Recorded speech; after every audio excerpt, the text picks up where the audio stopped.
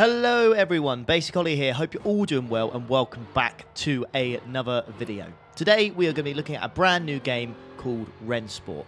Now this company invited myself and a few others, 100 actually, to go to this event that they're holding in Munich for us to all test the game, do some laps, do some racing and see what we really think. This game is in the alpha stage right now. It's not due to be out till next year.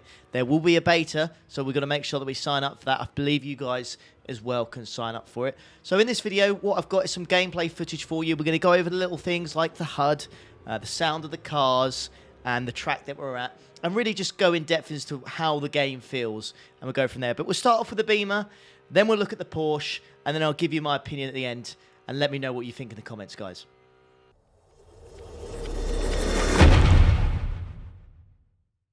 So firstly, let's have a look at what we can actually see on the screen. So in the top left-hand corner, we have the position, we have our number, and we have the name, i.e. our driver name, the car that we're in, the lap that we are currently on, our last lap, our best lap, and the gap.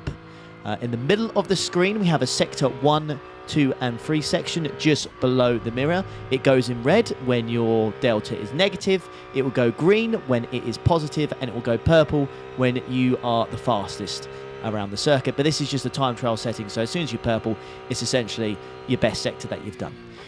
You've also got the delta best and predicted below, basically very much like iRacing kind of thing where you can see the bar move from side to side. I really do like that feature. It's actually very handy just to have it above your vision of where you're looking at on the track instead of having to look at the dash. I prefer looking up on that one. Top right, you have the position, you have the laps you've done as well, and the practice, how much time is left of the current session. Going to the bottom left, we have the current time, we have the best, last, and potential lap times that we've got there. Further down as well, all your lap times will appear in the bottom left up to about 6 laps, and then it will start overlapping itself. So you have the lap time, delta best, sector 1, 2, and 3. Very handy to have in the bottom left, I have to say. You've got the car dash, which everything seems to update, which is pretty cool, so no issues with the dash. That seems to be nice and clear. And then the right-hand corner, you've got your steering inputs, and then you've got the force feedback, which is pretty cool, clutch, brake, throttle, and then your ABS and traction control. So those are all the essential things that you can see on the screen.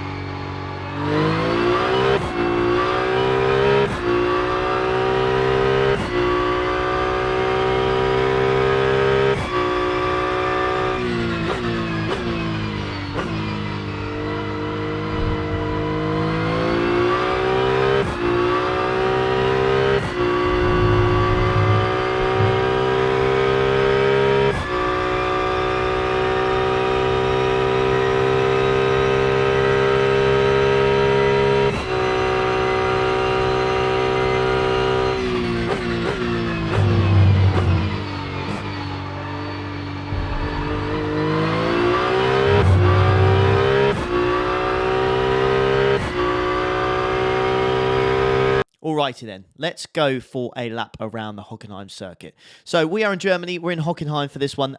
We are in the BMW M4 GT3.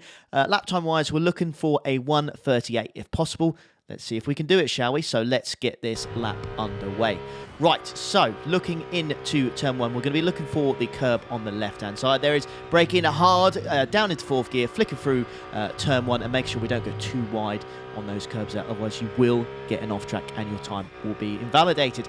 Braking mark here is the green strip on the left-hand side. Braking hard, rotating the car, clipping the apex, into 2nd gear, and then full throttle into turns 3 and turns 4, and then we go for this long left-hander until we get to the hairpin. So far so good. Sector 1 is green, but the the delta there, slightly in the red, so we have some time to find. Looking for our braking mark here, which is where the curb starts on the left-hand side. Braking hard, really hard, starting to trail brake near the end of the corner, clipping the apex of the hairpin, lovely there, getting the power down. You want to be in 1st gear for the best rotation, and then for all the way to the floor once more. And we're looking for our braking point into the next corner, turn 8, the Mercedes Arena. Here we go. I don't clip the apex as well as I'd like there, so probably lost a little bit of time, but it's not too dramatic. Going through turns 9 and 10, then car gets a little bit wobbly, a little bit out of shape, but we do manage to keep hold of it. Going through turn 11, really awesome corner. Just got to make sure you don't drift too wide there, otherwise you could lose some time. Again, braking mark on the right-hand side is the curb. Second gear, rotating the car nicely, getting ourselves ready for the next set of corners. This sector here, extremely bumpy on the force feedback.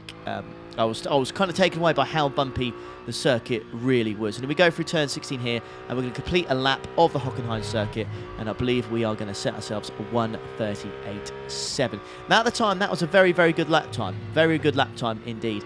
I was kind of frustrated because this rig that I'm using right here is the one for recording. It was different to the ones that are downstairs, so they weren't on the official leaderboard. Now, 1:38.7 would have put me right up there, but it didn't count because it wasn't on the rigs that were downstairs. They're all hooked up to the server.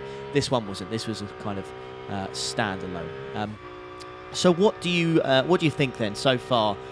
What do you think of that hot lap? Do you think it, not the lap itself, but what do you think of the game? The sounds, the looks. What are you thinking, boys and girls? Because I really do like the look of this game. I have to say, graphics-wise, this is built on Unreal Engine 5. So even though this is at the alpha version, I have to say the lighting looks really, really pretty. It looks good. A few things I have noticed, like the in-game car camera has kind of been, well, it's not really turned off. It's kind of like really badly blurred. I don't know what that is. Again, I assume that's for FPS, to make sure the FPS is high. There's only one car on circuit. This recording was on a 4K screen, so we're at 60 FPS on this one. Seemed to run absolutely smoothly, no issues at all. Graphics-wise, can't tell you what the settings were. Again, this is very early stages, so I didn't really have the ability to turn the graphics up or down on this one. This is essentially what I had. And yeah, a few things to note in this whilst I was doing the time trial as well. Tyre pressures were being affected, but things like fuel and tyre wear itself, they were turned off. So, now we've done a lap in the Beamer, let's try the Porsche, shall we, and see what that's like.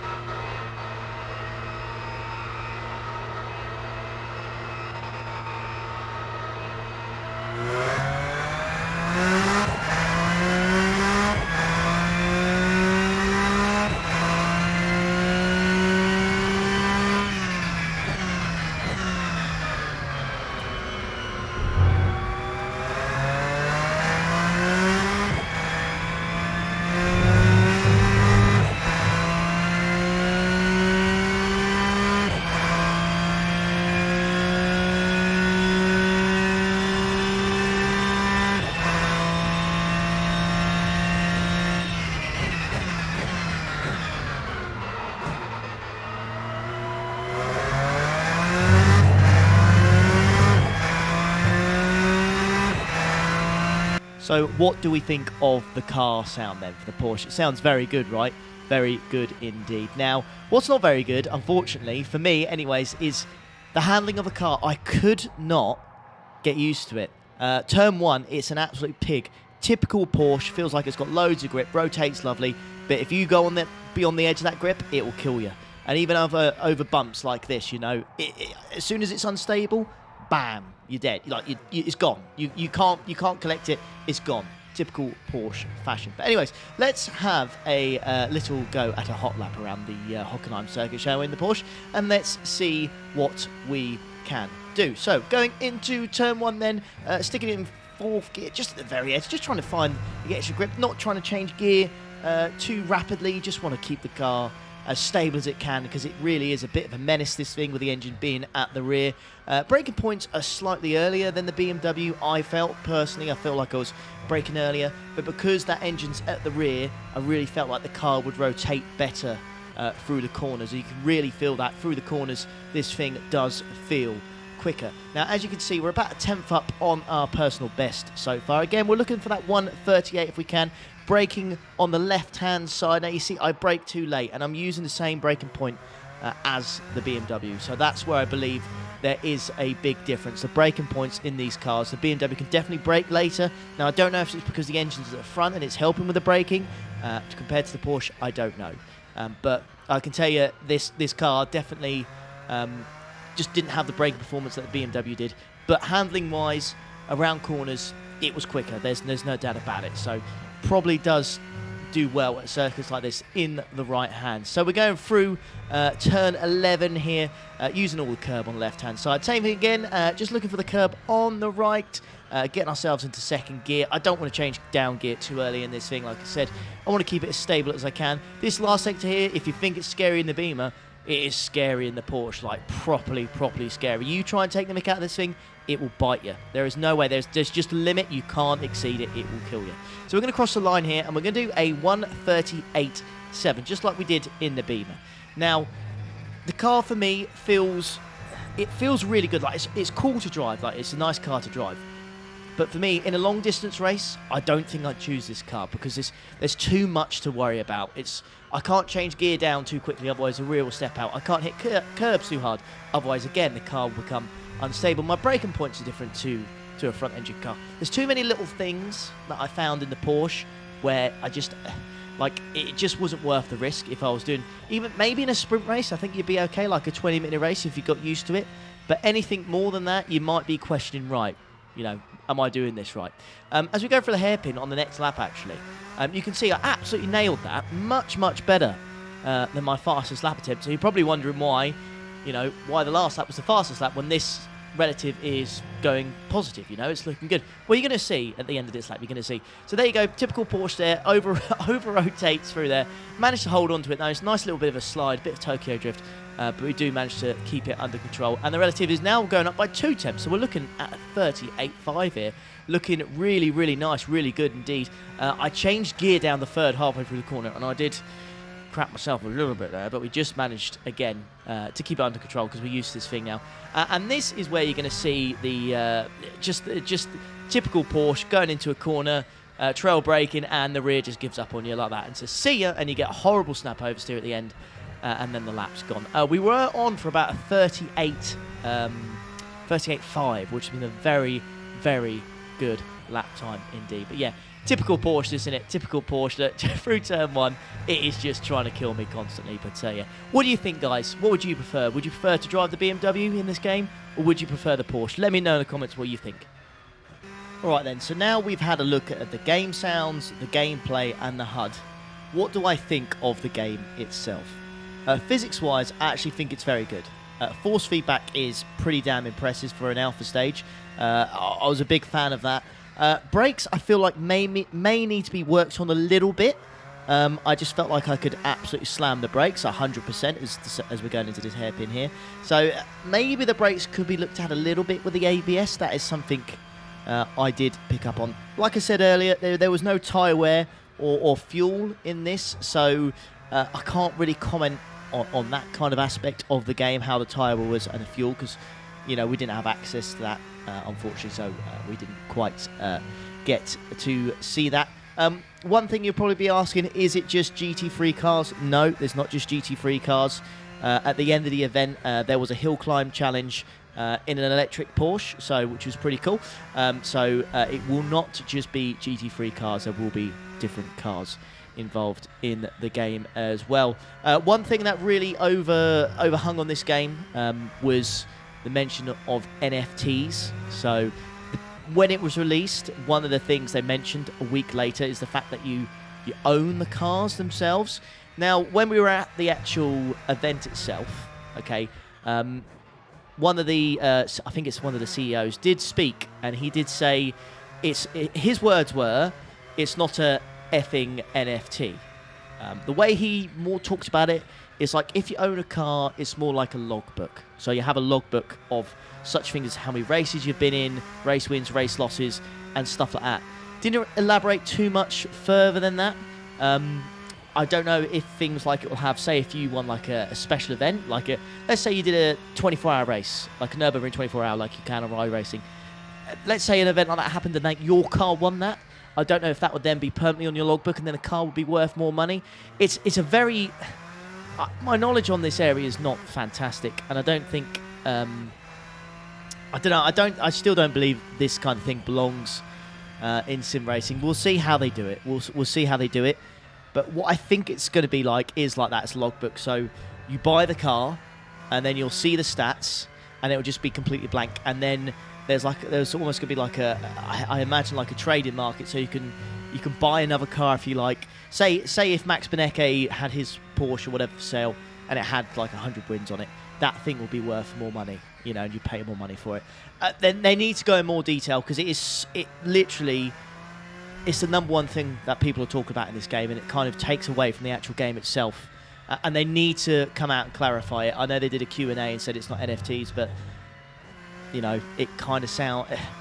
I don't know. I don't really know how to explain it, to be honest with you. I'm trying my best, but yeah, you basically buy the car and then you got a logbook, almost like a V5, and then it's got all your information in it, and then you just go from there. But honestly, force feedback was good, braking's good, sounds are mega, cars feel good.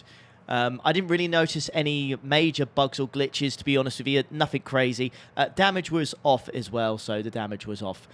Future plans, we'll see. They're gonna tell us more in the future. We're gonna see. I've got so many questions for them, such as how many cars are going to be, what types of cars are going to be, is there going to be endurance racing, how many people can we have online if we do race together. I know it's only on PC at the moment. Is there future plans for console? All these kind of things. As soon as I know, I'll let you guys know as well. But yeah, that's the end of my review and my thoughts and opinions on this game. Let me know what you think, please, in the comments. If you did enjoy this review, please do hit the like button and subscribe to the channel if you want to see more of this game, as we're going to do more of it as we get more access to it. And yeah, I'll leave you guys to it. Thanks very much for watching. Take care. Enjoy the rest of your day. Ta-da.